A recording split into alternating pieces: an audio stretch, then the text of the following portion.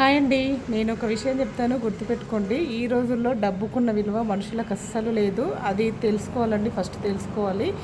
ఏంటంటే మనం ఒకరికి డబ్బు ఇచ్చినామనుకో, వాళ్ళు ఆపదలో ఉన్నారో, లేకుంటే వాళ్ళకి అర్జెంట్ ఉందో, వాళ్ళకి అవసరం ఉందో, మనం ఏదో విధంగా మనకు వాళ్ళ గురించి తెలిసి మనం ఇచ్చామనుకోండి, మళ్ళీ మనం అదే డబ్బు తిరిగి అడిగామనుకోండి, అది ఎంతనన్నా కానీ అమౌంట్ 10,000 కానీ, లక్షలే కానీ, ఎంతనన్నా కానీ అదే అమౌంట్ మనము నాకు కావాలి, నాకు అర్జెంట్ ఉంది, నాకు పీకల మీద ఉంది, నా పైసలు నాకు ఇయ్యు అని అడిగినాం అనుకోండి, నేను ఇచ్చే నీ పైసలతోనే నీకు అప్పు తీరుతుందా, నా పైసలే ఉన్నాయా నీకు అప్పు తీరడానికి అని కూడా మాట్లాడతారు. అదే పైసా నువ్వు వేరే వాళ్ళకి ఇచ్చి ఉంటే అప్పుడు నువ్వు అడగవా? నువ్వు కూడా అదే విధంగా అనుకుంటావా? అలా అనుకోవు కదా. నా పైసా నాకు కావాలి అని అనుకుంటావు.